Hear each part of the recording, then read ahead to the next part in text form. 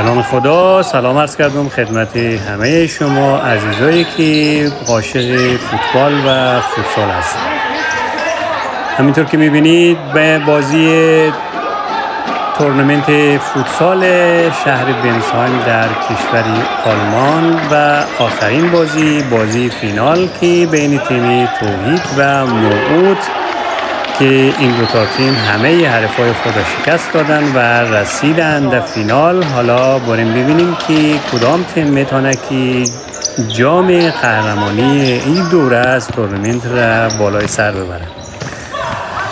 تیم قرمزپوشا به نام تیم توحید سمت چپ تصویر و تیم سفیدپوشا و تیم موعود هست که در سمت راست تصویر مشاهده میکنیم و در تیم توحید سرشناسترین بازیکنش آقای صادق صادقی و بلال مرزایی و همینطور در تیم موعود که سفید پوشا باشه که آقای علی فیاضی که همه شما با بازی‌هاش در تیم ملی خاطرات زیادی داره.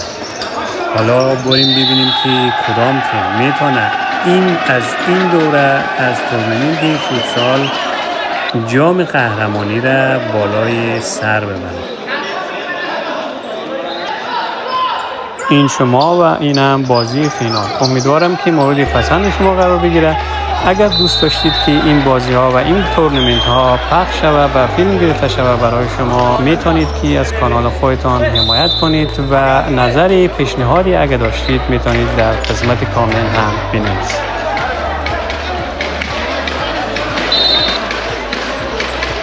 جان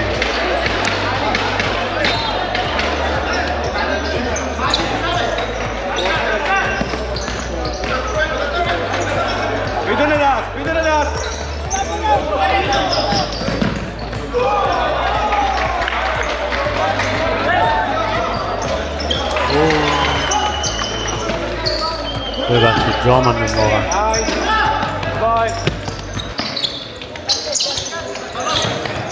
خب یک اوت به نفع تیم موعود آقای فیاضی صاحب توبه میخواد که رد شه از بازیکن پیش رو و توپش به اوت میره.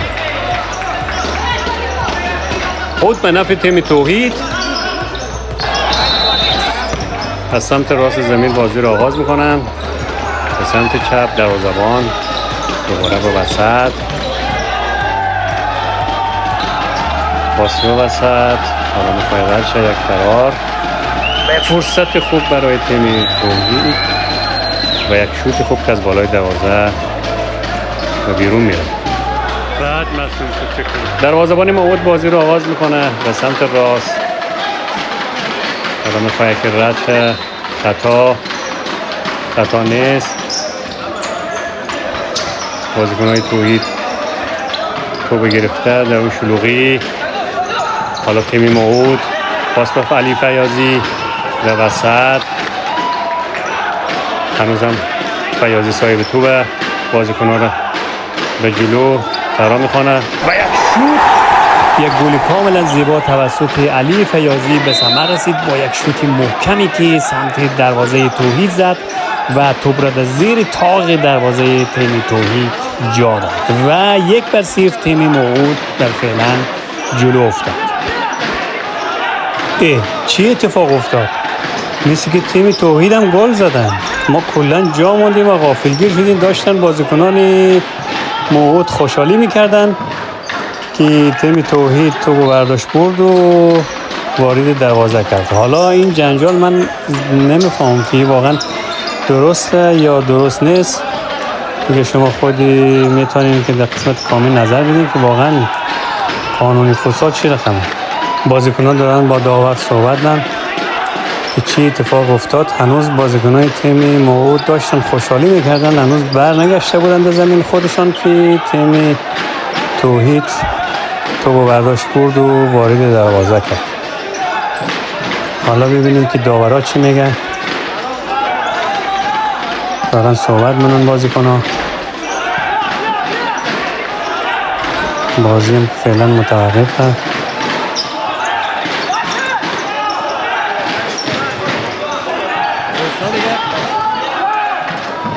نمیفهمم قانون بازی چی رقمه.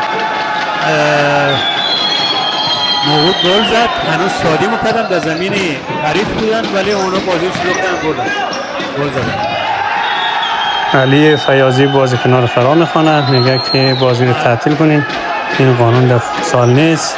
بازی رو بازیکنان موعود تعطیل کردن و زمین رو ترک کردن. حالا ببینیم که سرنوشتی بازی به کجا خواهد کشید.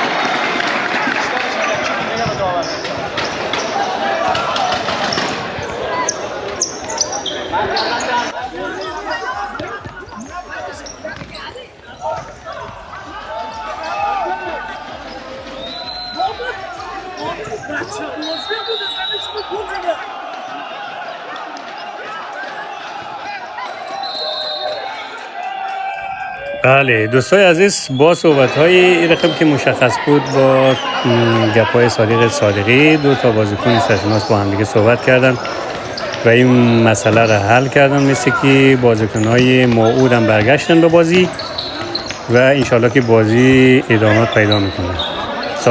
صادقی با داور صحبت کرد، دوباره با علی فیاضی. انشالله که بازی دوباره ادامه پیدا کنه و همین رقم جذاب باشه، مثل که بازیکن‌ها آمدن که دوباره بازی را از سر بگیرن. مثل که همه چی دوباره ختم به خیر شد و الان هم صادقی با علی فیاضی دارن صحبت می‌کنن و دوباره خوشبش نمی‌رخم که دیدید با هم دیگه روبوسی میکنن و آشتی و علی هم که بازیکن‌ها رو دوباره به زمین فراخواند و بازی دوباره ادامه پیدا میکنه. راجع به این مسئله با داورم صحبت کردیم، از او پرسیدیم که قانون چه رقمیه. او به ما گفت که برای ما گفتن که 10 دقیقه مفید یعنی ما وقت استوب نمی‌کنیم، وقتی گل زدن سریع باید برگردن. من نمیدونم آیا این قانون درسته به فوتسال اجرا میشه یا نه. بدون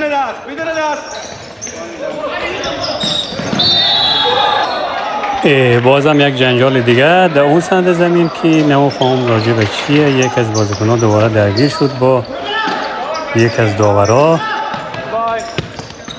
حالا ببینیم که داستان این تورنمنت به کجا میرسه. جنجال دوباره شروع شد.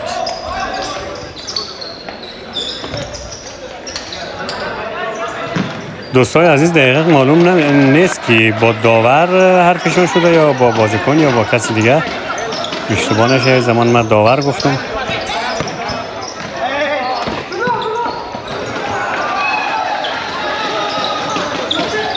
حالا یکی داستان چیه و کسی چیزی گفته یا حرف حدیثی شده معلوم نیست.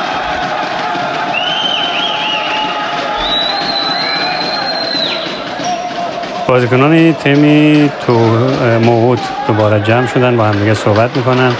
این طرف هم بازیکنان توحیده که منتظرن بازی شروع بشه دوباره. حالا یکی با هم چی صحبتی دارن اونم معلوم نشد. خب بالاخره بازم بازی دوباره شروع شد. بریم سراغ بازی. خب اینجا فرصتی هست برای بازیکنان قرمز تیم توحید که با یک شوت از کنار دروازه رفت بیرون. من فکر میکنم که برنامه ریزی و برگزاری همچین تورنمنت های کلن برای ما افغان ها خیلی مفیده، ما رو دور هم جمع میکنه. ورزش در کل یک زبان مشترکیه که همه دنیا را به هم وصل میکنه. در این دوره از تورنمنت 24 تا تیم شرکت کردن. تقریبا بگم از بیشتر کشورهای اروپایی حضور دارن در این تورنمنت. همه بازی‌ها تا حالا خیلی عالی پیش رفته و تیم‌ها همه راضی بودند بجز همین بازی فینال که تا الان هم خوب پیش رفته. یک مقداری جنجال بود و اونم ختم به خیر شد. انشالله که تا آخر بازی کدام مشکلی دیگه به وجود نیاد.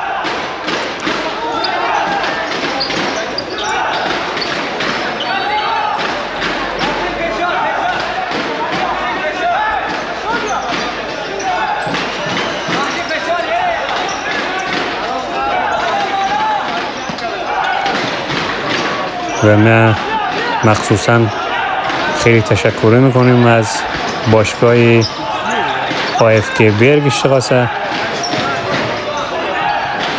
که این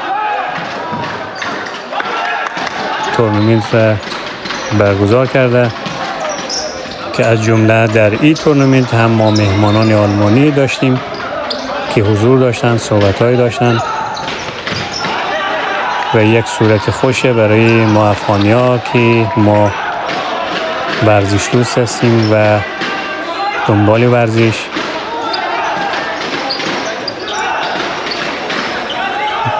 در ویدیو و مسابقه افتتاحیه شما ویدیو کاملش هم در کانال هست، میتونید اگر ندیدید میتونید برید اون را مشاهده کنید. حالا این صحنه خیلی جالبه. صادق صادقی حالا ببینیم میتونه عبور کنه. بله سانت ارسال کرد ولی متاسفانه رفت بیرون مستقیم.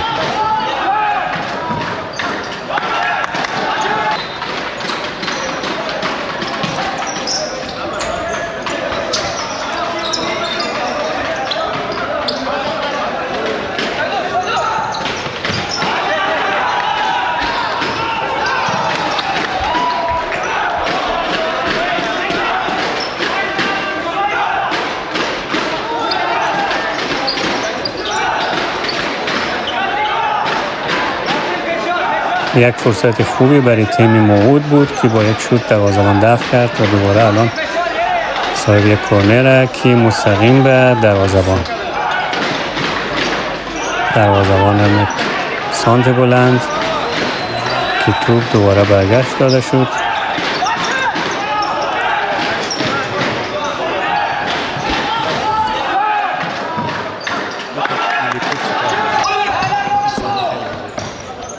دوستان این صحنه خیلی جالبه. دو تا ملی پوش در مقابل هم. حالا ببینیم کی موفقه. علی فیاضی صاحب توپه، میخواد که از صادق صادقی عبور کنه.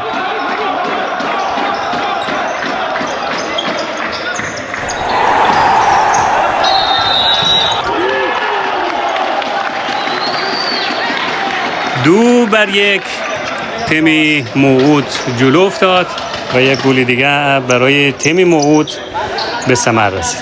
حالا اینور تماشاچیان ریختن داخل زمین.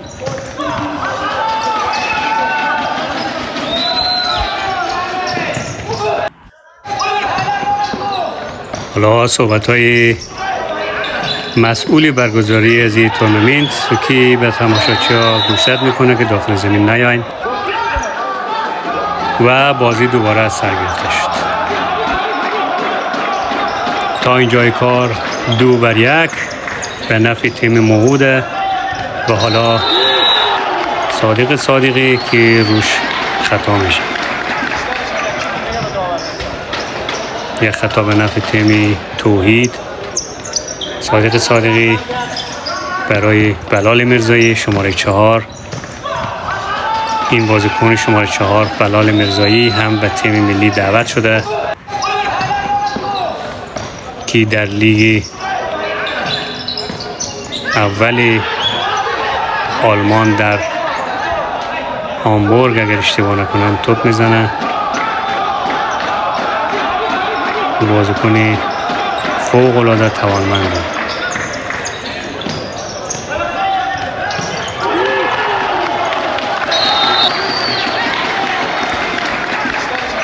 حالا تیمی توحید تلاش میکنه که بازی رو جبران کنه. آدم صادق صادقی میخواست که عبور کنه اما توپش را زدن بیرون. دوباره تیمی توحید صاحب توپ. پاس بلند به سمت راست و به بیرون. یک مشکلی که اینجا هست به پیرن دروازه‌بان تیم موعود دقیقاً همرنگ داور. آدم فکر میکنه که داور اونجا، از موقع با داور آدم اشتباه میگیره. علی فیاضی دریبل و توپش زدن بیرون.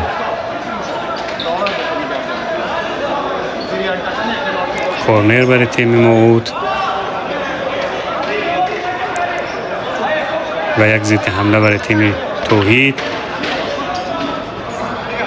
که ثمری نداره و دوباره ضد حمله برای تیم موعود.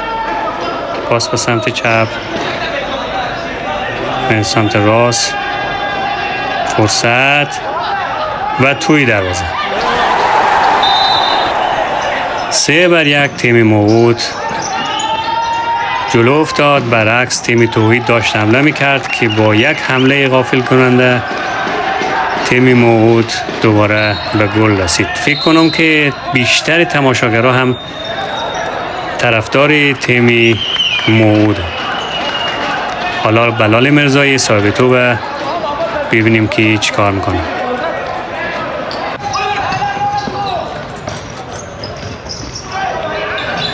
و یک شوت محکم که از بالای دروازه به بیرون میره. بلال مرزایی هم جدید در تیم ملی افغانستان دعوت شد. یک پاس بلند که از همه عبور میکنه، میرسه به دروازه‌بان تیم توحید و دوباره شروع میکنه. دوباره توپ میرسه به بلال مرزایی، یک پا دو پا و میخواست که رد شد و شوتی که زد بلوکه شد و رفت به بیرون. حالا باز هم فرصت برای تیم توحید. بلال مرزایی پشت توپ، صاحب توپ، پاس به سمت راست و یک شوت محکم که از کنار دروازه به ثمر به بیرون میره.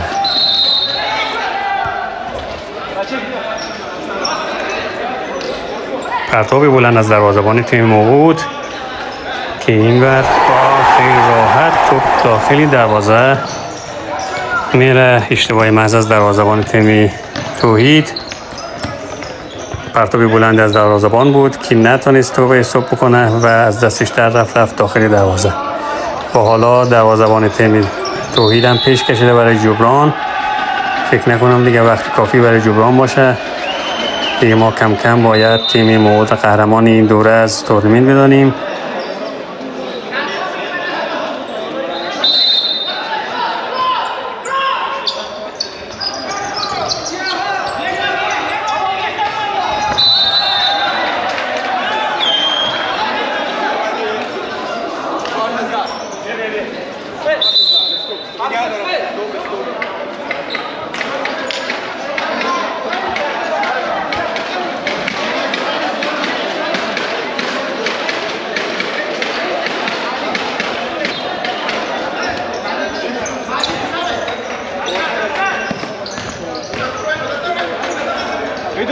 بدون دست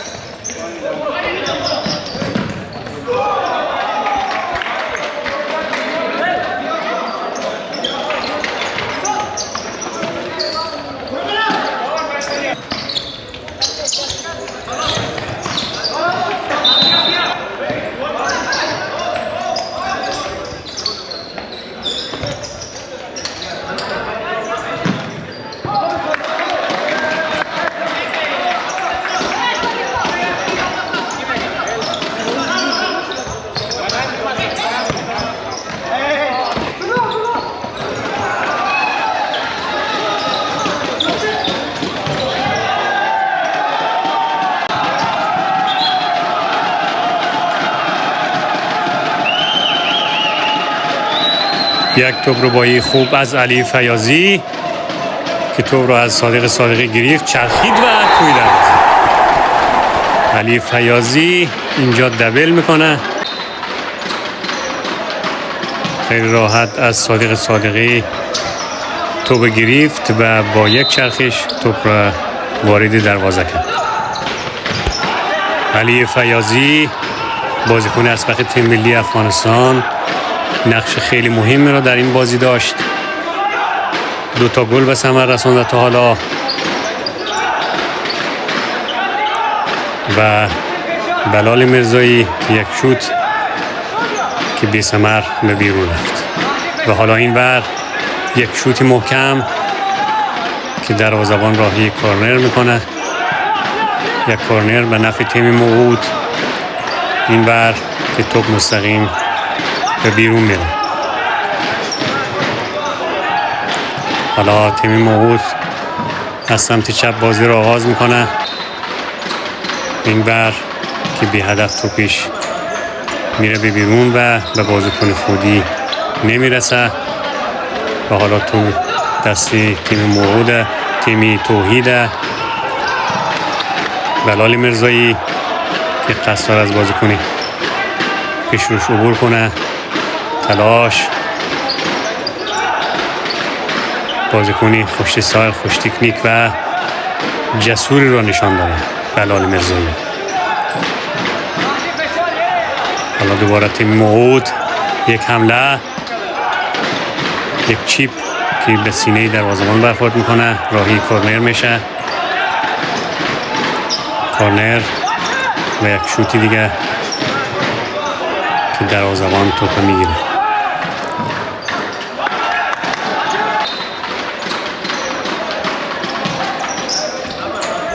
و حالا این ور توپ به سمت دروازه موعود، باز که بی ثمر. حالا یه ضد حمله تیم موعود، ببینیم با این توپ چیکار میکنن و به بیرون.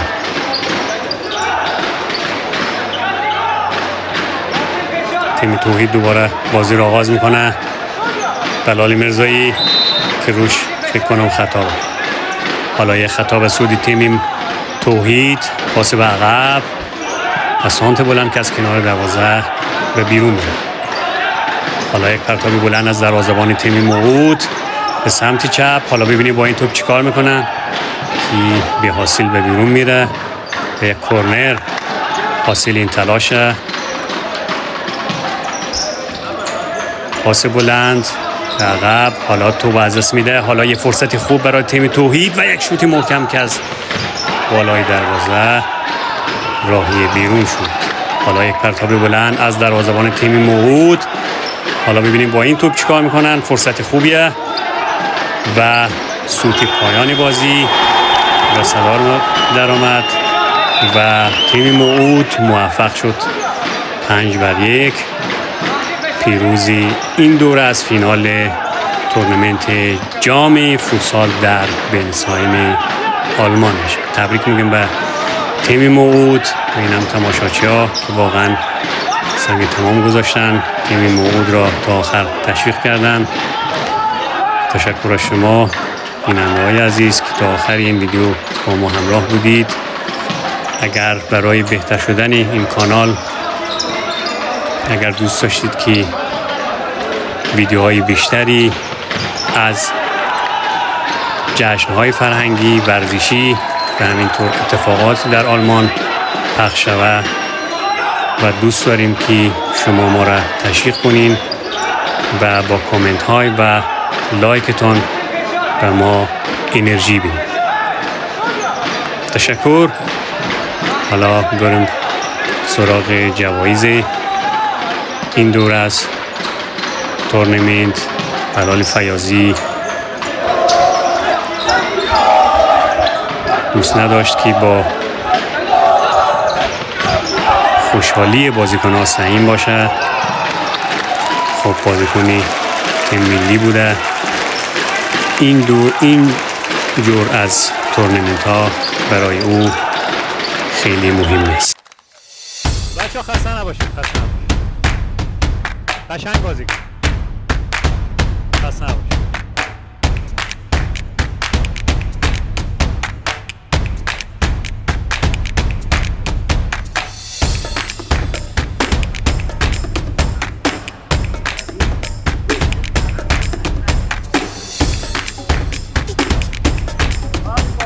تمام شد.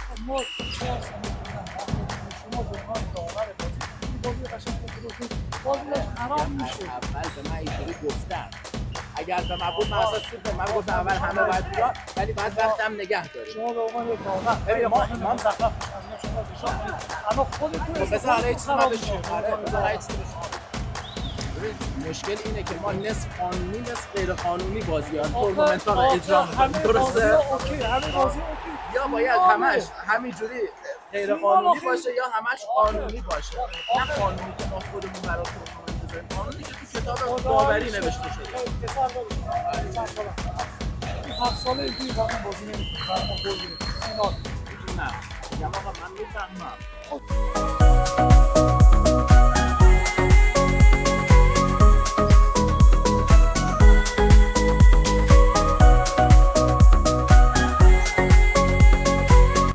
تبریک میگیم کار میکنن یه از همه چیز بهتره در زمان باشون.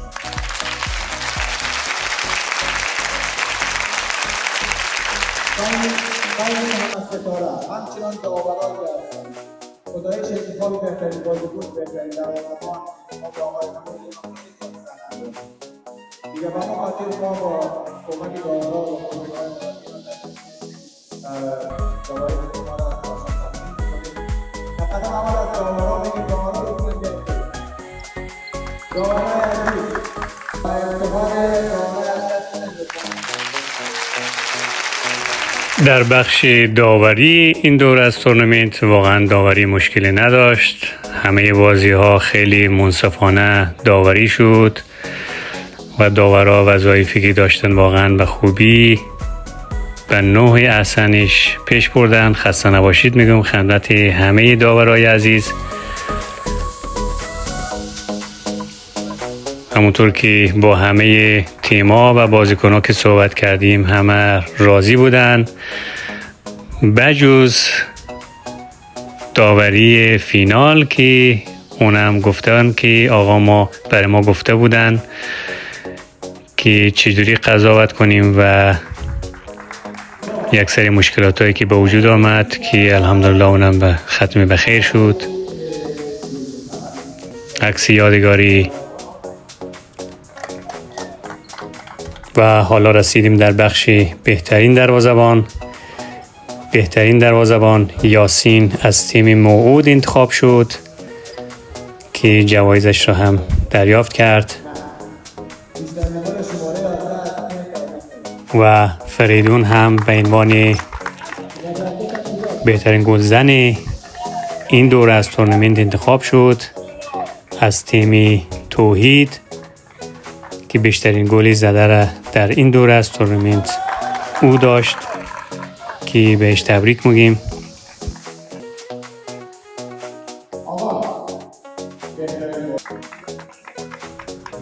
و اینجا صادقی به عنوان بهترین بازیکن هم انتخاب شد که خیلی زحمت کشیده بود تا تیمش را به فینال برسانه. تبریک میگیم. و اینجا هم جام اخلاق هم به تیم سوئیس رسید. تبریک میگیم به تیم سوئیس که البته اونا در این دوره از تورنمنت چهارم شدن. و حالا میرسیم به جوایز تیم سوم این دوره که آلپا از کشور بلژیک که واقعا خیلی خوب بازی کردن تانستن که برای بازی سومی چهارمی تیم قدرتمند سوئیس را شکست بدن و مقام سومی را به دست بیارن.